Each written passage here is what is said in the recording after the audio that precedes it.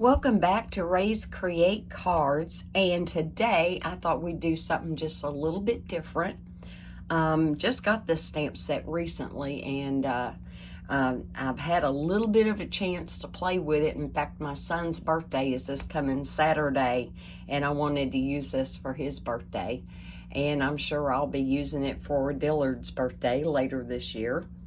But I wanted to do a mini slimline card, and that's a little bit out of my comfort zone. I've never done a mini slimline card, but it came out so well that I wanted to recreate it for you today and show you just how easy it is.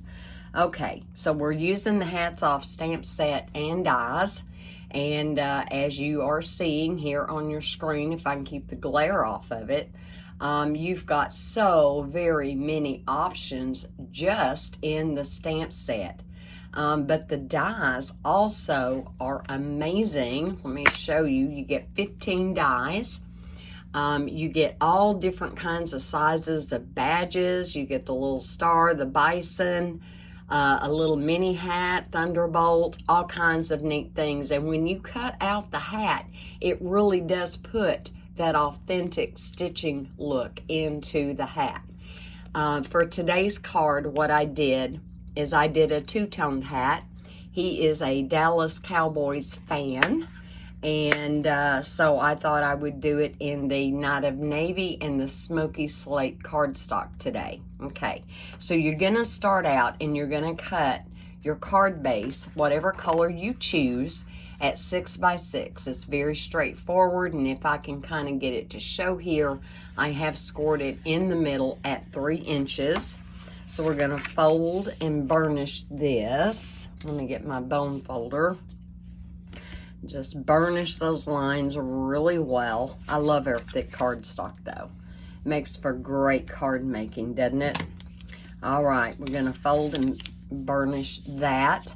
And then I have picked a piece of Smoky Slate for my top layer, and again, I'm just using the real skinny borders. So this gray piece, the Smoky Slate piece, is 5 7/8. No, yes, 5 7/8 by 2 7/8, and we're just going to go ahead and glue that down. Guys, it is about 7:30 a.m. Monday. Of course, you're not going to see this video until Friday. We didn't get to have our card class last Saturday, our in-person card class, because of the snow and the ice. So we have rescheduled it. The emails have gone out notifying you. If you didn't get it, check your spam folder, because I do know of one lady who had to check her spam folder because she wasn't getting her notifications. Okay, the top layer I'm going to do in basic white, and this is cut at 5 3/4 by 2 3/4, but I don't want to attach it just yet because I'm going to be stamping on it. Now, I previously die cut the hat, and I die cut it twice. I die cut it out of the Smoky Slate, and I die cut it out of the Night of Navy. I simply cut the bill off, and we're going to glue that. Let me move my white cardstock here. And we're just going to attach this right on top to get that two-tone look. And be mindful of that stitching that is on there. You don't want the glue to come oozing through there, so I'm just putting little dots. And when I did this originally, it was very easy just to get little bitty dots of glue here and there. My lighting is not the best. For some reason, it was putting such a glare on everything this morning, and I may have to bring that back in. Oops, let's get this turned the right way, shall we? And it's very easy to line up and get that perfectly over the Night of Navy. I've already been having my coffee this morning, guys, so just overlook if I'm a little bit, plus I'm stressed and I'm in a hurry. Now, out of basic white, I did cut the star to put here on the hat, And for that, I really want my tweezers. It's so little. Sometimes my older hands just doesn't hold on to things quite the way I want it to. Okay, got a little bit of glue there. And I'm simply gonna kind of try to center this on the hat. There we go. Just give that a good press. Awesome, awesome, awesome. So our hat is ready. Okay, now at this point I can bring back in my outer white layer. And I forgot to tell you, go ahead and cut 2 of the gray smoky slate layers and 2 of your basic white. And again, the gray is cut at 5 7/8 by 2 7/8. And the white is cut at 5 3/4 by 2 3/4. Okay, just go ahead and cut 2. If you're like me, you'll want to layer inside the card. You don't necessarily have to have that second gray layer, but I thought it made the inside of the card look just as finished. Okay, I'm gonna pull this a little ways back toward me and kind of line it up on my grid here on my mat, make sure it's straight. And I'm gonna take the smoky slate ink, and for the happy birthday, I am using the Biggest Wish stamp set. And if you have not gotten this, you really need to. It is so versatile. There are so many different things you can do with it. And of course, I'm loving the really big words that are in this. So I've got the word happy already pre-mounted. I'm gonna ink that up really well. Sure, I've got good coverage. Some of your lighter color inks, it can be kind of hard to see. And I know I want my happy right up here in the upper left corner. And I'm hoping it's straight. I hope. There we go. So there's a happy. It didn't ink up all that well. I will tell you my original card, and I will show that here to you in a minute. My original card did ink up really well. Okay, let's give this a quick clean. I had already pre-moistened my Stampin' Scrub with the Stampin' Mist, so it was all ready to go. All right, one of my goals this morning is to keep everything short and sweet, so it's not a long video. Okay, I've already got the birthday word from the Biggest Wish stamp set. Got it mounted, and let's make sure that's good and inked up. Oops. Let me get that off of the corner there. See where I kind of went a little bit too hard and heavy. And make sure that's inked up really well. Okay, now before I plop that down, I'm gonna take the hat and kind of put it where I know where I want it. And then I know exactly where I want to stamp birthday. So there we go.